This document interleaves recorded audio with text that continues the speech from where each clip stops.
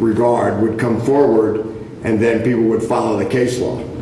But the enforcement of such an international and political issue is a very tough decision. Yeah. Trademark is the famous or not in USA.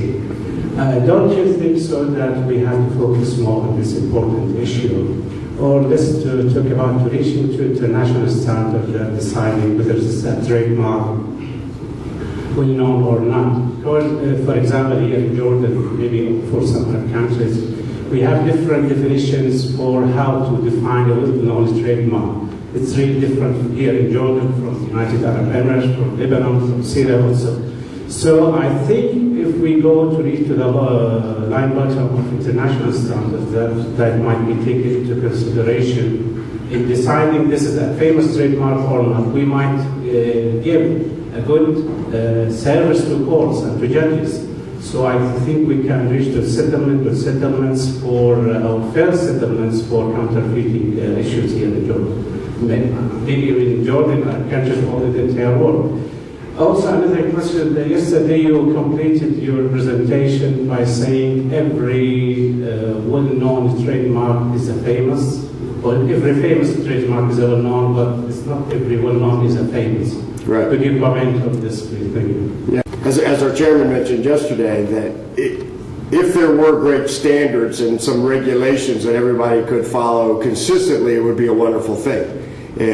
However, as we all know, trademarks laws are international.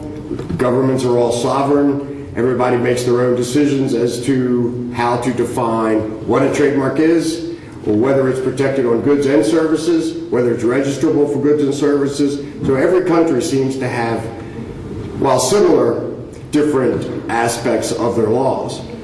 With the standards as it relates to a well-known mark, or in the U.S. case as well as our standards for dilution,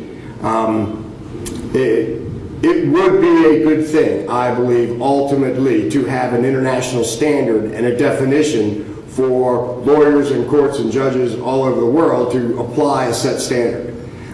Someday I think that will probably happen. As Martha mentioned yesterday, the European community countries are now struggling with the concept of dilution, and it's evolving. There's a dichotomy between the likelihood of confusion, where you need relationship of goods and services, and dilution, where the relationship does not need to exist. They're struggling. The U.S. had that struggle 5 or 6 or 8, 10 years ago. Then we amended our law.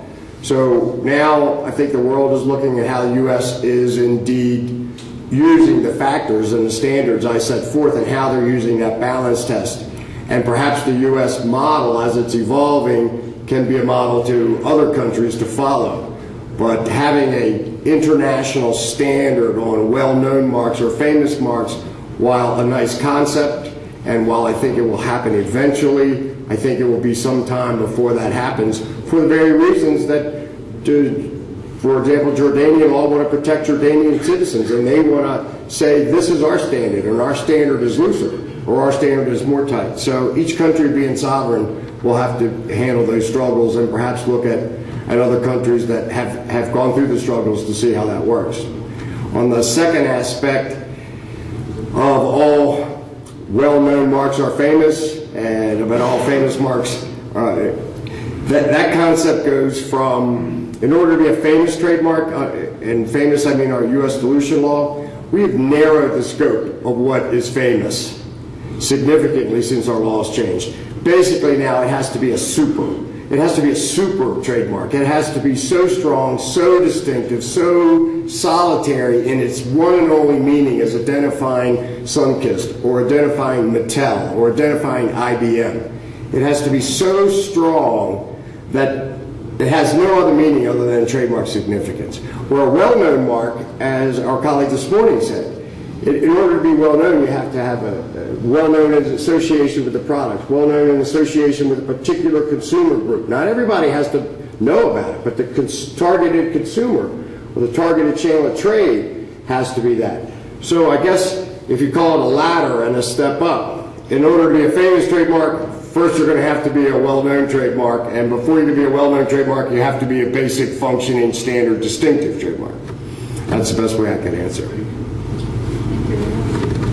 I am available. Anybody who has any questions after this, I know we're pressed for time, please get my business card, or my email address was on the presentation. You're welcome all to email me in my office. I promise I will return and answer any question anybody sends. Thank you.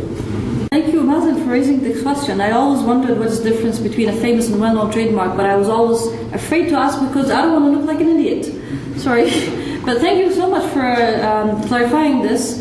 I don't think that we have this kind of differentiation in the Jordanian law. I don't know, Mr. Mahar Hamdan, we don't have this kind of differentiation. A well-known is a well-known trademark regardless of how it's considered. So moving on, our next session addresses the contemporary issues in relation to well-known trademarks, in particular the revolution of the use of trademarks that the advent of technology has brought upon. Our first speaker for this session is again Mr. Martha Fradley, who will be discussing how the internet affected well-known trademarks, what opportunities and challenges are there for that use, the relationship between trademarks and domain names, as well as addressing specific concepts related to trademarks on the internet, such as cyber squatting, uniform dispute resolution policy, and fair use and social media. So again, welcome Mrs. Martha Fradley.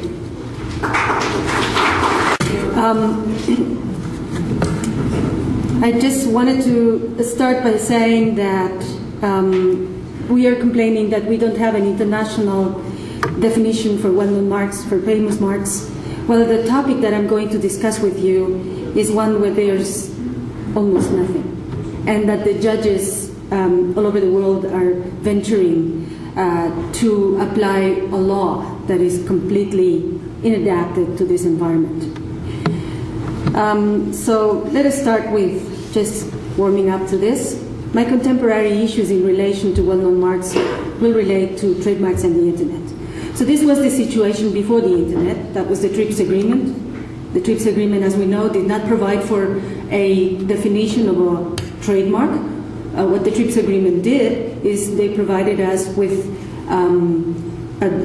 more or less an indication of protectable subject matter, as this article is called. So this is what we had until 1994. What is a trademark? Any sign capable of distinguishing goods and services. We're really down to the basis. And then a non-exhaustive list of what can be a trademark. We heard this morning that Jordanian law took this flexibility in the TRIPS agreement to require the visibility of a sign. Therefore, a sound mark would not be registrable in trademarks. As a trademark in Jordan. Up to the TRIPS agreement and the Paris Convention, then the filing and registration of trademarks is a domestic issue. It continues to be a domestic issue. Therefore, the rule is coexistence. Therefore, essentially, similar signs can coexist in different markets. Like here, for example, in France and in Cuba, you have an essentially identical mark, Tropicana Tropicana. They apply to different goods and services. They are registered in different markets.